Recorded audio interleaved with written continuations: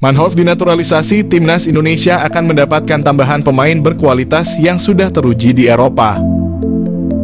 Potensi yang dimiliki Milan Manhoef sangat dibutuhkan oleh timnas Indonesia. Pengalaman dan skill yang ia dapatkan dari bermain di liga-liga top Eropa bisa ditularkan kepada pemain-pemain lokal, sehingga dapat meningkatkan kualitas permainan timnas Indonesia di kancah internasional. Kehadirannya diharapkan dapat menambah daya serang dan kreativitas permainan tim, serta membawa warna baru yang dapat memperkuat skuad Garuda. Keuntungan naturalisasi Milan Manhoef. Pengalaman bermain di Eredivisie dan Championship Inggris tentunya membawa banyak keuntungan, baik dari segi teknis maupun mentalitas. Manhoef juga memiliki fleksibilitas posisi, sehingga dapat memberikan opsi taktik yang lebih banyak bagi pelatih Shin Tae-yong. Dengan kemampuan serba bisanya, Manhoef bisa mengisi beberapa posisi yang mungkin dibutuhkan oleh tim, memberikan kedalaman skuad yang lebih baik. Tantangan dalam proses naturalisasi. Namun proses naturalisasi tentu tidak mudah dan memerlukan waktu. Selain persyaratan administratif, Manhoef juga perlu menunjukkan komitmen kuat untuk bermain bagi timnas Indonesia. Keputusan ini bukan hanya soal formalitas, tetapi juga kesiapan untuk menjadi bagian dari skuad Garuda dan berjuang bersama dalam kompetisi internasional. Mengingat pengalamannya yang luas di Eropa, Manhoef perlu memastikan bahwa ia dapat beradaptasi dengan baik dalam tim dan kultur sepak bola Indonesia. Selain oleh Romagnoli, PSSI dikabarkan incar satu penyerang keturunan lainnya. Geliat PSSI untuk menaturalisasi beberapa pemain baru sepertinya sudah mulai terlihat. Setelah sebelumnya telah mengamankan penyerang muda Jens Raven, kini PSSI juga dikabarkan kembali mendekati penyerang muda asal klub Belanda FC Utrecht, yakni Ole Romagnoli. Namun ternyata PSSI dikabarkan tidak hanya mendekati penyerang berusia 23 tahun tersebut. Salah satu pemain yang juga dikabarkan tengah didekati oleh PSSI adalah Milan Manhoef. Menurut Roni Pangemanan atau Bung Ropan, PSSI dikabarkan akan menjadikan Milan Manhoef sebagai salah satu target buruan selain Kevin Dix dan Ole Romagnoli yang lebih diprioritaskan. Milan Manhoef sendiri sejatinya bukanlah pemain yang berposisi sebagai penyerang murni. Dirinya sejatinya merupakan seorang winger yang juga bisa bermain di posisi fullback ataupun penyerang depan. Kemampuan ini mirip seperti yang dimiliki oleh salah satu pemain keturunan timnas Indonesia saat ini, yakni Ragnar Orotmangoen, yang juga bisa dimainkan sebagai penyerang kendati berposisi sebagai winger. Milan Manhoef bisa panaskan persaingan di lini winger timnas. Jika rencana ini terrealisasikan, maka timnas Indonesia akan kembali memiliki pemain yang bermain di Liga Inggris selain nama Elkan Bagot dan Nathan Chuaon. Hadirnya nama Milan Manhoef sendiri juga diprediksi dapat memanaskan persaingan di sektor winger kanan timnas Indonesia. Sejauh ini timnas Indonesia hanya memiliki sedikit nama pemain yang kerap kali beroperasi di sektor winger kanan. Selain nama Witan Sulaiman, ada pula nama Egy Maulana Fikri dan Yakob Sayuri yang kerap mengisi posisi winger kanan timnas Indonesia saat ini. Milan Manhoef jalani proses naturalisasi untuk bela timnas Indonesia. Milan Manhoef, seorang pemain sepak bola muda yang kini merumput di kasta teratas Liga Belanda bersama Vitesse Arnhem, menjadi sorotan karena gaya permainannya yang disebut-sebut mirip dengan bintang Liverpool, Mohamed Salah. Pemain berusia 21 tahun ini memiliki darah Indonesia dari sang ibu yang keturunan Suriname, sehingga membuatnya menjadi salah satu talenta potensial yang bisa dibujuk untuk bergabung dengan timnas Indonesia. Milan Manhoef, bintang keturunan Indonesia yang berpotensi jadi andalan timnas Indonesia. Lahir di Belanda, Milan Manhoef telah menunjukkan bakat sepak bolanya sejak usia muda. Ia memulai karier sepak bolanya di tim junior Belanda dengan membela tim nasional kelompok umur. Dalam perjalanannya, Manhoef berkembang menjadi salah satu pemain muda paling menjanjikan di Eropa, terutama berkat kecepatannya, dribbling dan kemampuan bermain di berbagai posisi. Manhoef mampu bermain sebagai winger kanan, winger kiri, fullback kiri, hingga second striker, yang mana hal tersebut menjadikannya sebagai salah satu pemain yang memiliki versatility luar biasa di lapangan. Pada musim 2023, ia berhasil mencetak top skor untuk Vitesse Arnhem. Prestasi ini cukup mengesankan, namun sayangnya ia belum berhasil menarik perhatian pelatih timnas senior Belanda, Ronald Koeman. Kemampuan dan gaya bermain Milan Manhoef memiliki kesamaan dengan Mohamed Salah. Mereka menilai Manhoef memiliki kecepatan luar biasa, dribbling yang mumpuni, teknik kontrol bola yang baik, serta kelincahan yang luar biasa. Kekuatan utamanya terletak pada kaki kirinya, yang membuatnya mampu menguasai sisi kiri lapangan dengan baik.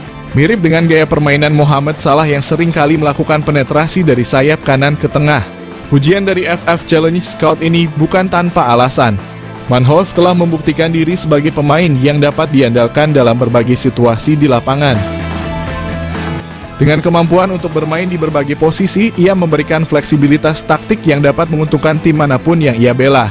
Dengan darah Indonesia yang mengalir dalam dirinya, Miljan Manhoef bisa menjadi aset berharga bagi timnas Indonesia jika ia bersedia bergabung dan menjadi warga negara Indonesia. Potensinya untuk memperkuat lini serang timnas Garuda tidak bisa dianggap remeh. Apalagi timnas Indonesia saat ini terlihat masih memiliki kekurangan di sektor penyerangan. Manhoef bisa menjadi solusi untuk memperbaiki kelemahan tersebut. Kemampuan bermain di banyak posisi memungkinkan pelatih untuk memaksimalkan strategi permainan, terutama dalam skenario menyerang yang membutuhkan kecepatan dan kelincahan. Melihat potensi yang dimiliki oleh Miljan Manhoef, PSSI bisa mulai mendekati pemain ini untuk membujuknya bergabung dengan timnas Indonesia. Proses naturalisasi untuk pemain keturunan yang berbakat seperti Manhoef telah menjadi salah satu strategi PSSI dalam memperkuat skuad Garuda. Jika berhasil, kehadiran Manhoef di timnas Indonesia bisa menjadi senjata mematikan dalam kompetisi internasional. Ia tidak hanya dapat menambah daya serang, tetapi juga mampu membawa pengalaman bermain di Liga Eropa yang kompetitif, yang tentunya akan meningkatkan kualitas permainan tim secara keseluruhan. Miljan Manhoef adalah contoh sempurna dari talenta muda berbakat yang memiliki potensi besar untuk menjadi bintang di kancah sepak bola internasional. Dengan gaya permainan yang mirip dengan Mohamed Salah, ia memiliki semua kualitas yang dibutuhkan untuk menjadi salah satu pemain kunci dalam tim manapun. Jika PSSI berhasil menggoda Manhoef untuk bergabung dengan timnas Indonesia, ini bisa menjadi langkah besar dalam memperkuat skuad Garuda dan membawa sepak bola Indonesia ke level yang lebih tinggi. Proses naturalisasi timnas Indonesia. PSSI mengonfirmasi penerimaan data Mauro Zijlstra. Lantas bagaimana dengan Kevin Dix? PSSI mengakui telah menerima data dari striker FC Volendam U21 Mauro Zijlstra. Namun PSSI masih mempelajari dan belum akan menaturalisasi. PSSI mengonfirmasi bahwa mereka telah menerima informasi mengenai striker FC Volendam U21 Mauro Zijlstra. Namun saat ini PSSI masih dalam proses kajian dan belum berencana untuk memproses naturalisasinya. Selain itu, PSSI juga terus mendorong naturalisasi untuk pemain lain, yaitu Kevin Dix. Pemain berusia 27 tahun ini adalah salah satu atlet keturunan yang berkualitas. Arya Sinulinga, anggota Exco PSSI, memberikan pernyataan terkait Kevin Dix. Ia menjelaskan bahwa sudah ada komunikasi, tetapi belum ada langkah untuk naturalisasi ke dalam timnas Indonesia. Kevin Dix merupakan salah satu pemain keturunan yang memiliki prestasi gemilang. Dia pernah bermain untuk klub-klub seperti Vitesse, Fiorentina, Feyenoord, Empoli, dan FC Copenhagen. Pemain yang dilaporkan memiliki keturunan Ambon, Maluku ini juga telah meraih berbagai gelar juara, termasuk KNVB Cup. Dalam kompetisi Eropa, Kevin Dix memiliki pengalaman yang cukup baik, dengan total 17 penampilan di Liga Champions, 8 di kualifikasi Liga Champions, dan 12 di Europa League. PSSI telah menjalin komunikasi dengan Kevin Dix sejak beberapa waktu lalu, tepatnya pada akhir 2021 bersama Mes Hilgers. Namun hingga saat ini hanya Hilgers yang telah menyatakan kesediaannya untuk dinaturalisasi. Profit mencolok timnas Indonesia naturalisasi Mauro Zijlstra, ancaman nyata Struijk dan bintang Persis. Nama Mauro Zijlstra mencuat menjadi satu di antara opsi bomber yang layak dipertimbangkan Shin Tae-yong untuk timnas Indonesia. Bukan tanpa sebab, mengingat Mauro Zijlstra sudah terang-terangan menyatakan ketertarikannya membela timnas Indonesia. Kode ketertarikan Mauro Zijlstra memperkuat timnas Indonesia pernah diungkap oleh podcast pesepak bola Indonesia, Yusa Nugraha, melalui kanal YouTube-nya. Meski begitu, Mauro Zijlstra tak menampik jika dirinya ingin mematangkan diri dulu berkarier di klub profesional senior baru membuka asa membela timnas Indonesia. Namun tak menutup kemungkinan jika performanya melejit dalam beberapa tahun ke depan, ia tak akan berpikir ulang untuk menyatakan kesiapannya membela timnas Indonesia. Mengingat sejauh ini secara performa Rafael Struijk dan bintang Persis Solo, Ramadhan Sananta masih angin-anginan di lini depan Garuda. Lebih lanjut sebagai informasi, darah keturunan Indonesia, Mauro Zijlstra berasal dari sang kakek yang merupakan asli orang Sunda, lebih tepatnya berasal dari kota Bandung. Keuntungan timnas Indonesia, dapatkan Mauro Zijlstra memiliki finishing mematikan. Meski berposisi asli sebagai otak serangan, Mauro Zijlstra tercatat memiliki insting gol tinggi. Bahkan pernah dalam satu musim, Mauro Zijlstra sukses bukukan 10 gol dan 8 assist dari 13 pertandingan saat membela FC Amsterdam U18. Terkini ia mampu lesatkan 8 gol dari 13 partai bersama NEC Nijmegen U21 sebelum akhirnya hijrah ke Volendam U21. Keuntungan kedua Mauro Zijlstra di naturalisasi timnas Indonesia adalah sosoknya yang dikenal multifungsi.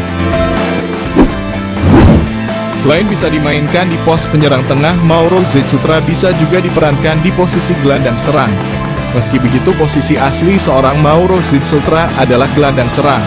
Multifungsinya sosok Mauro Zijlstra disinyalir bakal membuat Shin Tae-yong siap memberikannya menit bermain lebih. Mengingat Mauro Zijlstra diketahui berhasil memainkan dua peran kontras, yakni gelandang serang dan juga penyerang tengah. Hal ini yang berpotensi bakal membuat posisi dari penyerang PSS Sleman, Hoki Caraka terancam di dua kelompok usia, baik timnas U19 Indonesia maupun senior. Selain itu, bomber Persis Solo Ramadhan Sananta yang bertipikal ball getter juga berpotensi tersingkir jika tak mampu meningkatkan performa ketika diberi kesempatan turun. Terlebih Shin Tae-yong bukan tipikal pelatih yang memperhatikan nama besar dari seorang pemain.